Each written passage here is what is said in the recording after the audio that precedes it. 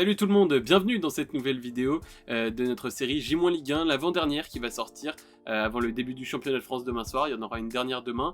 On a déjà vu 4 équipes ensemble, fait des petits focus à chaque fois. On a commencé par l'OGC Nice, on est ensuite allé du côté de Marseille avant de passer par le Stade Rennais. Et hier une petite vidéo sur l'AS Monaco également. Aujourd'hui, vous l'avez compris en regardant le titre de cette vidéo, on se tourne vers le club de la capitale, le Paris Saint-Germain. Évidemment un très gros morceau qu'on va traiter ensemble. On va comme d'habitude revenir un petit peu sur la saison des Parisiens, voir un petit peu ce qu'il s'est passé avant de tout simplement observer les différents changements estivaux, que ce soit dans le staff, l'entraîneur, les départs et les arrivées de joueurs. Enfin bref, le mercato. On essaiera suite à ça de dresser une équipe type sur laquelle pourrait s'appuyer le coach des Parisiens cette saison. Et ensuite, on terminera avec l'ambition que doit avoir le club et tout simplement un petit pronostic personnel de ma part sur ce que je vois faire les Parisiens cette saison. Et il ne me reste plus qu'à vous souhaiter un bon visionnage à tous.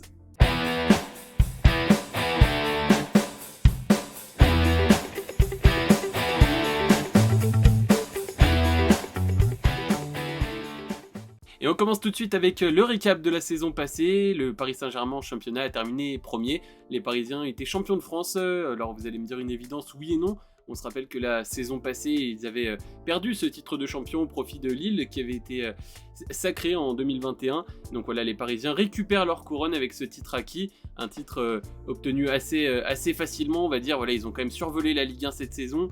Ils terminaient avec la meilleure attaque, 90 buts inscrits en 38 matchs.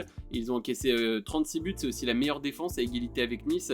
Voilà, une équipe qui a vraiment surpassé les autres cette saison, qui a même été championne de France à la 34e journée. Alors voilà, il restait même 4 journées et il y a même 15 points d'écart entre le PSG et l'Olympique de Marseille qui était deuxième en fin de saison. Enfin bref, vraiment un championnat qui aurait été survolé par les Parisiens dans l'ensemble. Désormais, on va voir côté Ligue des Champions, pour le coup un petit peu plus compliqué pour les Parisiens. On sait chaque année l'objectif d'essayer d'aller remporter cette première Coupe d'Europe et notamment cette C1 plutôt pour le Paris Saint-Germain. Ça a encore été un échec cette saison, ça avait plutôt bien démarré on va dire avec une phase de groupe plutôt maîtrisée de la part des Parisiens, un groupe qui n'était pas forcément évident avec Manchester City, Leipzig ou encore Bruges, les Belges de Bruges qui étaient également dans le groupe. Voilà, finalement les Parisiens terminent deuxième de ce groupe à un petit point de Manchester City et donc derrière c'est un tirage au sort assez compliqué. Ils tombent sur le Real Madrid en huitième de finale et l'histoire on ne va pas forcément la refaire. Le PSG l'avait emporté 1-0, on s'en rappelle grâce à un but assez fabuleux de Kylian Mbappé au Parc des Princes à l'aller avant de voir la situation totalement être retournée par les Madrilènes au match retour à Santiago Bernabéu sur le score de 3-1. Donc voilà, un nouvel échec, peut-être encore pointé du doigt une certaine faillite mentale, puisqu'on se rappelle que les 2 buts inscrits par le Real Madrid, et alors que le PSG menait 1-0 à Bernabéu, les 2 buts inscrits sont vraiment en toute fin de partie, avec l'entrée de Rodrigo qui a été assez fabuleuse. Donc là encore, peut-être on revient toujours sur ces vieux démons de faillite mentale dans les moments importants. Et voilà, certainement, alors le Real y est aussi pour quelque chose, une équipe extrêmement performante et portée par un immense Karim Benzema également. Mais voilà, il y a toujours cette petite fragilité qu'on peut remettre en avant à chaque fois que le PSG est éliminé. Et malheureusement, on espère que ce sera résolu dans les années qui viennent. Et même pourquoi pas cette année, on en parlera après ensemble. Et pour finir sur cette review de la saison, voilà, revoir un petit peu ce qui s'est passé. On termine avec la Coupe de France. Là aussi, un échec comme en Ligue des Champions. Alors évidemment, à un degré moindre. Mais le PSG est sorti en 8e de finale cette saison face à l'OGC Nice en séance de tir au but. Voilà, là une déception pour le coup. Le PSG qui ça ne lui a pas permis d'aller chercher une 15e Coupe de France. Ils en sont à 14 pour l'instant. Ça reste tout de même l'équipe française la plus titrée dans cette compétition devant l'OM qui en a 10. Mais voilà, là aussi peut-être un petit peu de déception là-dessus. Désormais, les changements estivaux, le changement majeur, évidemment, vous le savez, Mauricio Pochettino, le coach argentin du PSG, a été licencié. Un licenciement qui aura coûté quand même de l'argent au Paris Saint-Germain. On parle vraiment d'une dizaine de millions d'euros à peu près pour se séparer du coach argentin. Il y avait aussi pas mal d'indemnités à donner au staff, etc.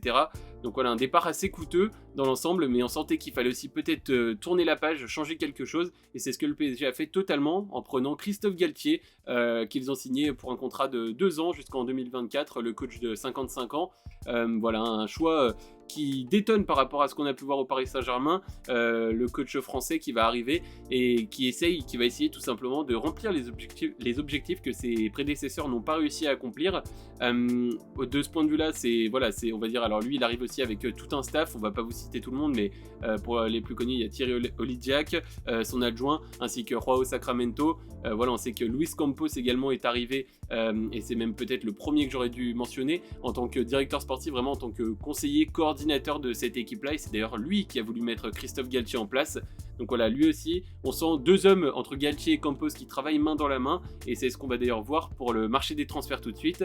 On va commencer avec les départs, plusieurs départs marquants pour le Paris Saint-Germain, avec d'abord Alphonse Areola qui quitte le club après avoir été prêté à West Ham la saison passée. Le club anglais a levé l'option d'achat pour 9 millions d'euros, il y a également 2 millions de bonus. Mais voilà, le gardien du Paris Saint-Germain file du côté de West Ham, donc voilà, pas forcément une très grosse perte, on sait qu'il y a du monde derrière pour le remplacer, mais c'est quand même un départ significatif, c'est un joueur qui a compté dans ces dernières années au PSG, même s'il ne faisait pas l'unanimité auprès de tous les supporters. On peut également parler du départ de Marcin Bulka, qui lui était prêté à Nice cette saison. Pour le coup, là aussi, les Niçois ont levé l'option d'achat. Lui, c'est pour un coût bien moindre, 2 millions d'euros. Un gardien qui semble assez prometteur, mais voilà, qui rejoint l'OGC Nice. Alors pour le coup, Nice a aussi recruté un autre gardien, mais je vous invite à aller voir la vidéo niçoise, même si à ce moment-là, Schmeichel n'était pas encore arrivé. Mais on a parlé ensemble de Marcin Bulka, si vous voulez un avis un petit peu plus creusé sur lui. Voilà, vous savez quoi faire directement sur la vidéo de l'OGC Nice. Au niveau des autres départs également, on a Angel Di Maria qui quitte le club libre de tout contrat. Il était en fin de contrat cette année, l'Argentin, et il va rejoindre donc la Juventus de Turin cet été. Il rejoint le club turinois. Angel Di Maria, pour le coup, lui aussi, le PSG n'a pas voulu le prolonger l'aventure avec lui. Peut-être ils ont senti un certain déclin du joueur, même s'il est toujours capable tout de même d'apporter quelque chose. Mais voilà, c'est une page qui se tourne, et là aussi un joueur qui était vraiment important pour cette équipe, qui vraiment est représentatif de cette ère qatari également, un joueur qui a toujours vraiment tout donné pour le club, qui n'a jamais triché et dont les supporters gardent vraiment une super image en tête. Donc je pense que malgré tout, dans le vestiaire, ça peut être aussi quand même une perte qui est non négligeable. On peut parler aussi du jeune Xavi Simons qui est parti librement, il était en fin de contrat également. On a d'abord cru un moment qu'il allait prolonger avec le Paris Saint-Germain, mais finalement il quitte le club et il file du côté du PSV Eindhoven aux Pays-Bas pour essayer de parfaire sa formation, continuer à progresser et surtout avoir peut-être beaucoup plus de temps de jeu qu'au Paris Saint-Germain pour essayer à terme de rejoindre un très gros club européen. Et pour finir, on a également Colin Dagba qui est parti en prêt du côté de Strasbourg. Voilà, lui aussi, pour le coup, il n'a jamais vraiment réussi à s'imposer, même en grattant quelques minutes de temps de jeu, il n'a jamais été assez impressionnant pour que les dirigeants parisiens veuillent le conserver. Donc voilà, un départ de Colin Dagba, là aussi ça semblait peut-être inéluctable. Et bien il file du côté de Strasbourg pour essayer là aussi d'aller prendre un petit peu de temps de jeu et pourquoi pas s'imposer comme titulaire cette saison en Alsace. On a également deux joueurs qui sont sur le départ, alors rien d'officiel encore, mais il semblerait qu'Idrissa Gueye retourne du côté d'Everton dans son ancien club. Le milieu de terrain devrait retourner en Première Ligue, donc affaire à suivre, pour l'instant ce n'est pas encore officiel. Et le deuxième joueur qui devrait également quitter le club, c'est Georginio Wijnaldum. Lui pour le coup, c'est vraiment presque fait a priori, il serait même à Rome, il devrait signer du côté de l'AS Roma. Il serait en train de finaliser, mais au moment où je tourne cette vidéo, rien n'est fait, donc je ne préfère pas vous l'annoncer officiellement, mais il semblerait pour le coup que lui soit prêté du côté de l'AS Roma, Wijnaldum, avec certainement une option d'achat, c'est ce qui est évoqué, du moins pour le moment. Au niveau des départs, on a fait à peu près le tour.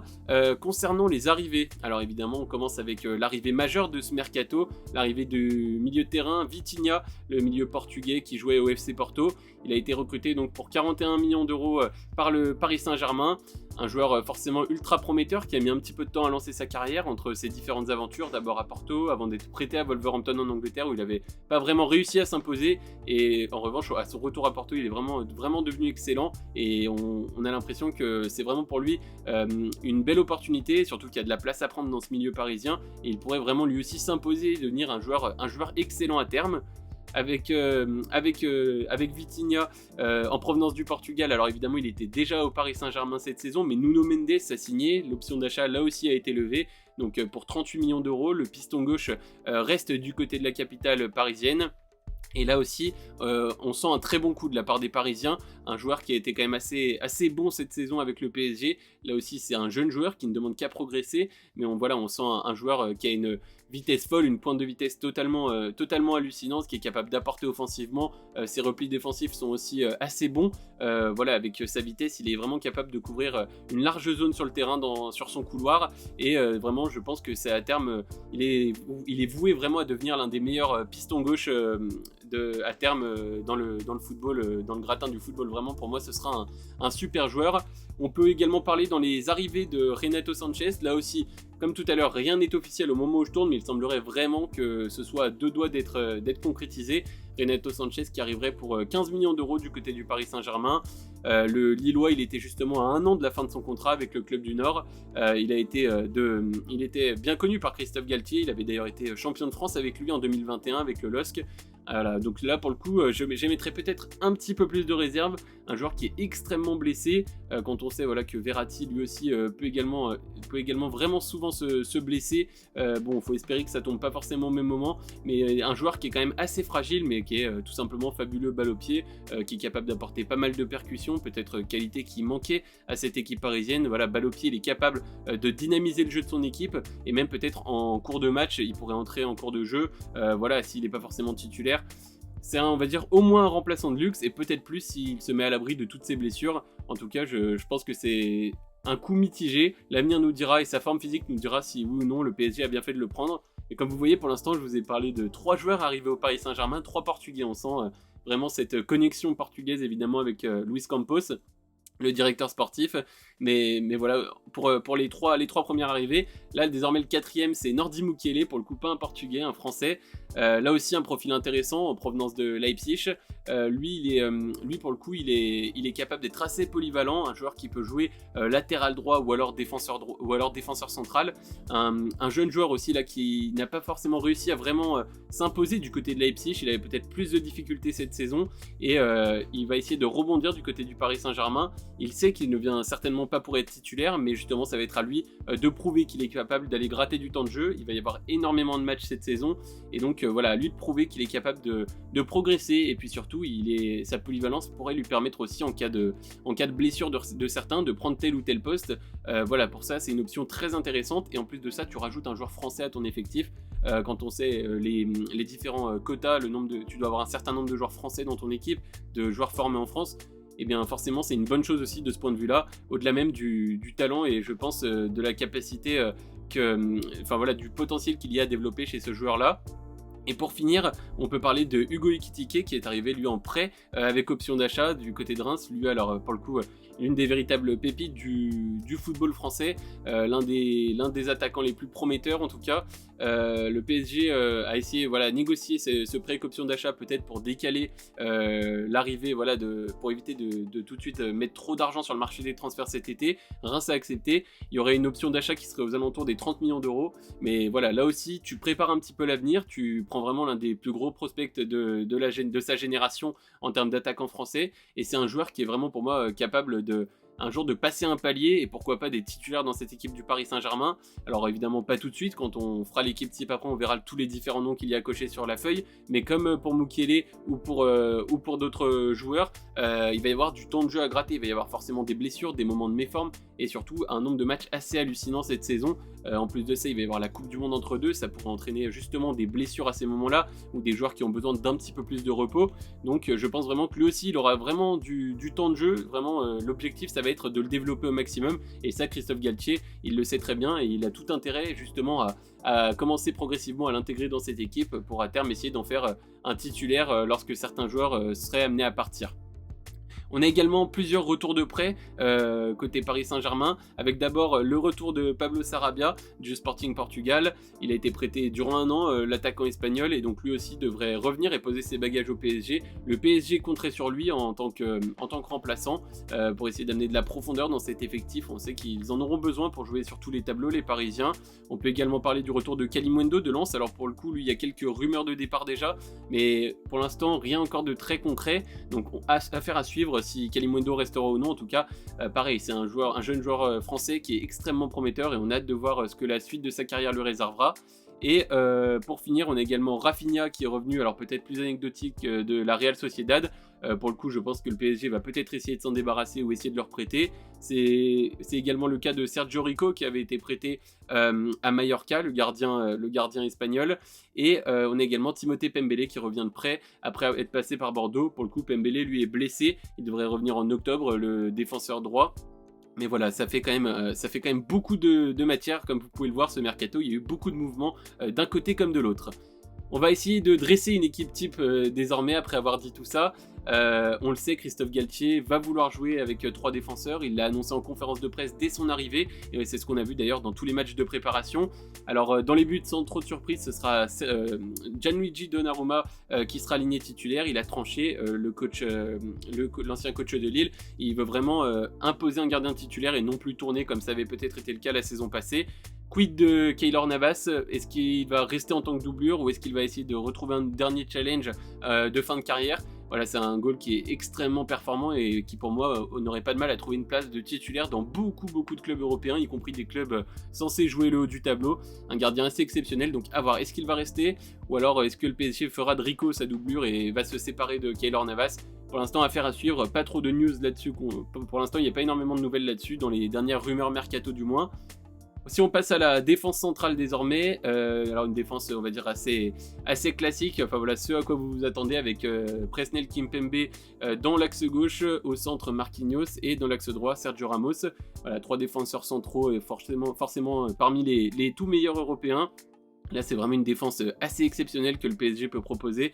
Des joueurs, je trouve, qui sont assez complémentaires en plus de ça. Voilà, avec Sergio Ramos qui viendra aussi apporter son expérience. Marquinhos qui est devenu un petit peu un leader naturel de cette équipe parisienne.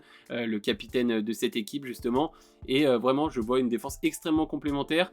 Pour le coup, c'est peut-être quand tu passes du côté de la profondeur de banc sur ces postes-là, peut-être un petit peu plus compliqué. Derrière, tu as Abdou Diallo qui peut jouer, qui peut être remplaçant, Thilo Kehrer également, où il y a aussi Nordi Mukiele, je le disais tout à l'heure, qui peut lui aussi dépanner sur ce poste-là. Donc affaire à suivre, voilà, pour l'instant c'est peut-être un petit peu short. On sait que le PSG voulait signer Milan Skriniar de l'Inter Milan. Pour l'instant, ça semblerait s'éloigner cette opportunité. Il a l'air plutôt de vouloir rester en Italie. Donc pour l'instant, tant que le mercato n'est pas fini, on ne se prononcera pas. Mais voilà, peut-être essayer de trouver une solution encore alternative à ces joueurs-là pour vraiment apporter un quatrième défenseur vraiment de qualité, voire un 5e avec Abdou Diallo, qui est aussi très bon dès qu'il a été aligné titulaire. Il n'a jamais trop déçu, Diallo. Voilà, pour ce qui est de la défense à 3, si on parle des 2 pistons sur les côtés, évidemment ce sera Achraf Hakimi côté droit et donc Nuno Mendes côté gauche, tout en sachant que sur le côté droit, là aussi tu as de la profondeur. Je parlais de Nordi Mukiele qui pourra jouer à ce poste-là, et également Pembele qui pourrait revenir de sa blessure en octobre a priori, un jeune joueur, voilà, il a 19 ans et encore le temps, mais un joueur que tu peux déjà commencer à incorporer dans la rotation parisienne, et aussi de l'autre côté avec Nuno Mendes, tu as le choix avec Juan Bernat. Il y a également toujours Layvin Kurzawa. Alors Kurzawa pour le coup est peut-être lui aussi amené à partir, où voilà, il avait été un petit peu mis de côté. Donc bon, je suis pas sûr que le club parisien compte bien sur lui cette saison, mais en tout cas tu as toujours Juan Bernat derrière Nuno Mendes, qui lui aussi est capable d'apporter son expérience, lui qui a joué au Bayern Munich et vraiment qui avait montré de belles choses avant de se blesser gravement. Là voilà, on espère qu'il va pouvoir lui aussi revenir en pleine forme pour apporter à cette équipe parisienne. Au milieu de terrain, les 2 joueurs, les 2 milieux centraux, donc évidemment là pas trop de surprise non plus, ce sera certainement Marco Verratti et Vitinha qui devraient être alignés titulaires selon moi, dans le 3-4-1-2 ou 3-4-3 aligné par Christophe Galtier. On n'a même pas parlé du dispositif, mais ce sera vraiment ça, soit un 3-4-1-2, 3-4-3, ça pourrait varier en fonction des joueurs disponibles et les joueurs qu'il alignera. Mais voilà, dans ce milieu central, je verrais bien donc Marco Verratti associé à Vitinha, sachant que derrière, tu as des joueurs comme Danilo qui peut aussi apporter une certaine sécurité défensive s'il entrait en cours de jeu. Et même pour remplacer Verratti, on sait qu'il a du mal à tenir plus de 60-70 minutes. Pas le jeune milieu italien, là c'est un lapsus révélateur, justement, il commence à se faire vieux à force, Marco Verratti. Ça fait un petit moment qu'il est là. Mais voilà, on sait que des joueurs comme Danilo Pereira pourraient apporter en cours de match une certaine sécurité. et un travail défensif également. On a Ander Herrera, est-ce que lui pour le coup aussi, c'est un petit peu dans la même veine que Kurzawa, est-ce que le PSG va pas essayer de le faire partir? Ça semblerait être le cas, mais lui, est-ce qu'il va vouloir s'en aller? Toujours assez compliqué. Et on a également tout simplement Leandro Paredes, lui pour le coup qui devrait pleinement entrer dans la rotation également, un joueur assez talentueux. Alors on sait que la Juventus le veut énormément, mais le PSG semblerait pas disposé à le lâcher pour le moment, donc affaire à suivre là aussi s'il y aura un départ ou non. On va terminer avec les 3 attaquants, ou du moins le numéro 10 pour moi, qui sera Lionel Messi. Je le vois vraiment aligné sur ce poste-là, derrière les 2 attaquants. Lionel Messi, pour le coup, tu peux aussi mettre Neymar à ce poste-là. Il y a plusieurs solutions. Ici, tu peux mettre même un Sarabia qui est plutôt ailier, mais qui est capable grâce à sa qualité de passe, de jouer peut-être à ce poste-là. Et par contre, en attaque, là, tu as vraiment multiples occasions. Donc évidemment, en titulaire, je verrais bien Messi en 10, Neymar et Mbappé du côté de l'attaque. Mais par contre, tu as énormément de solutions et il va peut-être aussi falloir penser à dégraisser, car là il y en a même peut-être trop. Tu as donc Kalimundo, comme on disait, qui pourrait partir. Tu as Mauro Icardi qui lui est devenu un vrai poids, à la fois dans les finances du club et même tout simplement dans le vestiaire. Enfin voilà, c'est un joueur qui était censé arriver et tout casser au PSG. Il n'a jamais réussi à s'imposer.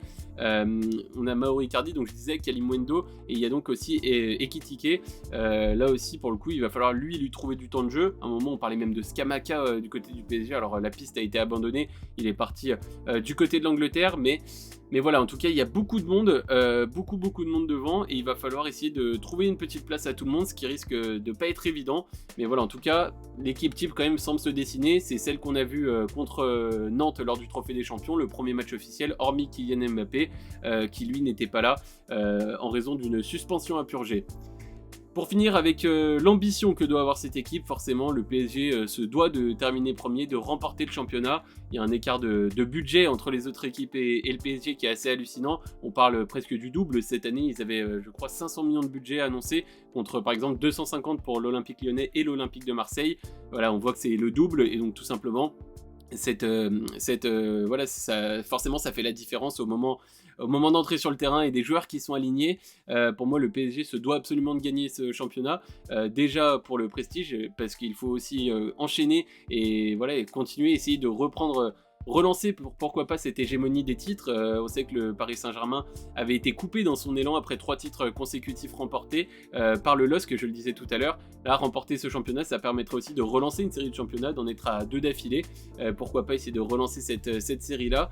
Et puis même globalement, voilà, la Ligue 1, tu dois tout simplement la survoler et être très sérieux dans tous les matchs pour préparer au mieux tes échéances. Qui t'importent le plus finalement, c'est la Ligue des Champions. On sait que l'effectif du PSG est taillé pour aller jouer cette Ligue des Champions, et ça passe forcément par de la régularité en Ligue 1, et comme je le disais aussi, ça va permettre de développer pas mal de jeunes joueurs qu'ils ont, les Parisiens. Donc voilà, quelque chose qu'il ne faudra forcément pas négliger, comme ça avait peut-être un peu été le cas en 2021, justement quand Lille est champion. Et voilà, c'est évidemment essentiel. Pour ma part, mon pronostic personnel, je les vois premiers du championnat de France, je les vois premiers de Ligue 1, je les vois être champions. Donc voilà, on verra si l'avenir me donne tort, mais je pense ne pas forcément beaucoup me mouiller en vous disant ça. Pour ce qui est de la Ligue des Champions, évidemment, ils ne s'en cachent pas, les Parisiens, l'objectif est de la gagner. Ils sont en train de peaufiner leur effectif d'année en année pour aller la chercher. Alors est-ce qu'il faut peut-être régler quelque chose? Est-ce que Christophe Galtier va réussir là où je le disais, où ses prédécesseurs ont échoué? C'est ce qu'on va voir ensemble en tout cas.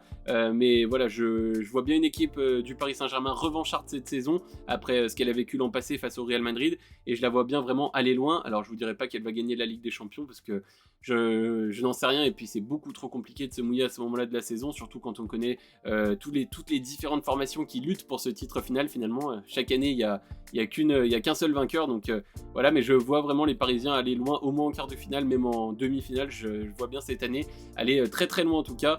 Et pour finir avec la Coupe de France, là aussi, je pense qu'il faut tout donner en Coupe de France pour reconquérir ce titre qui t'a échappé l'an passé, et aller ajouter un 15e trophée de Coupe de France pour un petit peu aussi maintenir cet écart avec le rival, l'Olympique de Marseille, qui a 10 Coupes de France remportées derrière.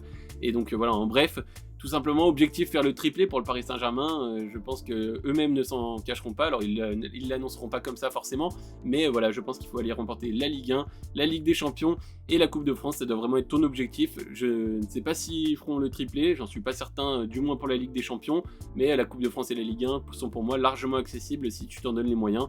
Donc voilà, vous dites-moi, supporters parisiens qui regardez cette vidéo, dites-moi ce que vous pensez de tout ça, si vous pensez que c'est la bonne année ou non pour aller chercher ce titre de la Ligue des Champions, si vous voyez le PSG continuer à rouler sur la Ligue 1 comme ça avait été le cas cette saison. N'hésitez pas à me dire tout ça en commentaire, je serais ravi de vous lire et même de vous répondre, qu'on puisse échanger ensemble.